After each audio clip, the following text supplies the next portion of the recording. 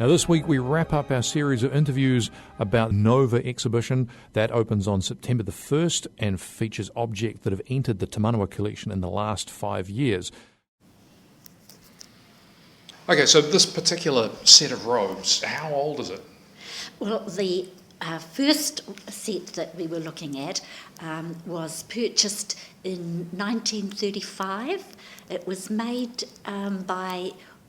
or acquired by DIC in Dunedin. They seemed to be, a major supplier of robes at the time. But the lighter robe was certainly well on into the 20th century. I've actually got that written down somewhere, and so I'll put it into the notes. How much did such finery cost the city in those days? This is the second heavier one, was 1953. That was also from Dunedin DIC, and that was £71. It was really important, I suspect, to various councils that they followed the sort of tradition, very rich tradition from medieval times, about the town leaders having something that gave them authority and rank, and also was a bit of a challenge, I think, to some of the feudal landowners roundabout, and perhaps also at times to the king, because this was you were the mayor of a medieval city. You had no desire to have much interference from the landed estates around you, the barons and so on, or from the crown. So as always, that sort of uniform carries something about the importance of the position. So I imagine in New Zealand that you didn't actually buy robes until you could afford them. And 1925 was, not that it was a very wealthy time in the country, but that was perhaps about the earliest. 35. I sometimes in my mind get confused between the chain, which was 1925, and the robes, which was 1935. Right, so the chain, they weren't sort of a thing that necessarily went together. No, chain came first. Right. Yeah. On what kind of occasion was the robe worn? There's a bit of a protocol that robe and or chain are worn when it is a case of mayoral duty. The mayoral robes, for example, should be worn at public functions when the mayor is invited as the mayor, not if the mayor goes along as a private citizen. In any council activity, when the mayor is conducting the meeting, that is when the chain should always be worn. The robe is a matter of choice, really, for things like meetings. And I'd have to emphasise that in terms of the mayor wearing the chain and chairing the meeting, that's the council meeting.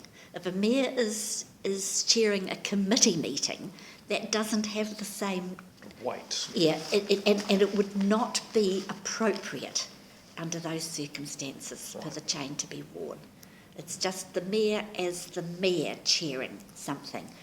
Or very special occasions. The time I remember being too hot wearing all the mayoral robes and chain was Prince Andrew's visit and accompanying him on his walkabout in the square. He was in his military dress because he had an important role in relation to the people out at Linton, and I suspect he found it as hot as I found it that day. It was a lovely, lovely Palmerston North day.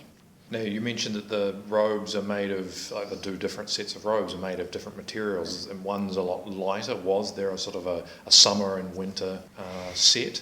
Well, I think that the lighter one came along 1960, and it only cost £65. And I imagine that the mayor of the time thought, this is too heavy, the 1953 one, probably thought, this is too heavy, I really need a summer one. And so that came somewhere between February and April in 1960 that the lightweight one arrived. I have a vague memory that was the easier one to wear. Are they replaced often? Well, 1935 to 1950, and I think there were inquiries a bit later on, and I don't know. You see, there may well have been a change since 2001 when I finished. I'm guessing that there could have been, given that the original and presumably the 1961 are being given wonderfully to Te Manawa. It would have to be one size fits all then. Absolutely, yes. Fortunately, those sort of robes do. It's really a matter of whether it's almost down to your ankles or whether it's just down below your knee. So shorter mayors have to watch their step a bit. Indeed, yes, there is quite a lot of it when you are carrying it around. Are they comfortable? They're warm. I don't recall being uncomfortable except on a hot day. Right. Yeah. Comfortable, I guess, as in fits nicely and sits well on you rather than too hot. Yes, well, they do sit all right.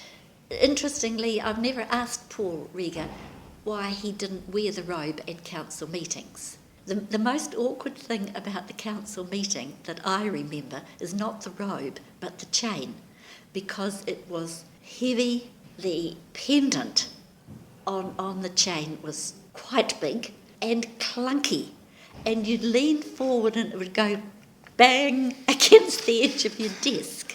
And it really was, I thought, a bit awkward. And with the big pendant, I don't know if they'd actually call it pretentious, but it was not elegant. And I suspect there are many more elegant mayoral chains than that one.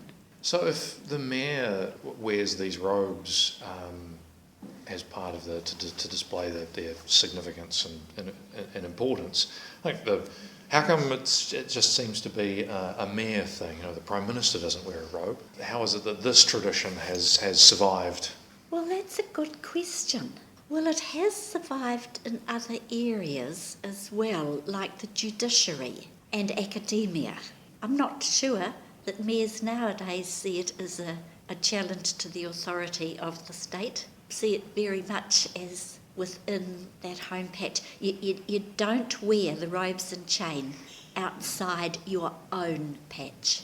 You wouldn't go into somebody else's district or city and wear it. It'd be a bit of a challenge, that.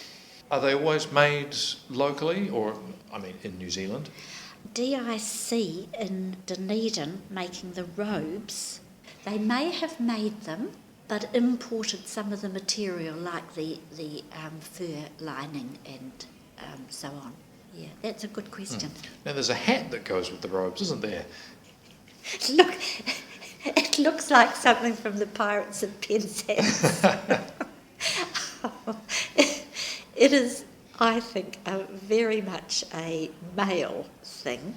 I don't know how often the male mayors of Palmerston North wore it, but I know I certainly wouldn't dream of wearing it because I thought I just would look ridiculous. I think that is a bit of tradition that people have decided we'll just push that away into the corner. What about things like formal ceremonies like graduations where you have to wear a hat? What do you do there? You've got to find a black hat to wear, and if you're wiser than I, you would make it one that was appropriate and easy to lift to acknowledge the Chancellor at the appropriate times. And what happens if you are not? Well, if you're not, you buy the only black hat you can find in town at the time. And I'd have to say it was done in rather a hurry. So, and if it turns out that it's something that would be more suitable in Dr. Zhivago than an academic ceremony, so be it. So be it. And it's one of the things you just have a quiet laugh about afterwards. Are there any other stories about the robes that we might be interested in hearing? Well, I guess one thing that I did notice in going through the archives was there was quite a lot of correspondence between the town clerks of different cities throughout the country about the prescriptions for the gowns and where you got things and what you did for the chains and so on. One of the interesting things was, I think, and this is just off the top of my head, when Mark Balbus became mayor, over his robe he wore a Māori cloak at his inaugural ceremony, and that was because he had a relationship with Rangatane. So that to me is really interesting in the sense of bringing something which is Māori, a New Zealand ceremony, into what has been inherited from Britain, really. And it would be really interesting to know in other cities and districts whether they also bring in, if it is appropriate for that mayor, if they bring in aspects of Māori culture. That I thought that was really, really important in the sense of, making something New Zealand as well as the tradition from the British heritage. There's a circular here from a Sydney Civic Roads and Regalia supplier, and I just wonder if there were times when things were acquired from Sydney rather than Dunedin.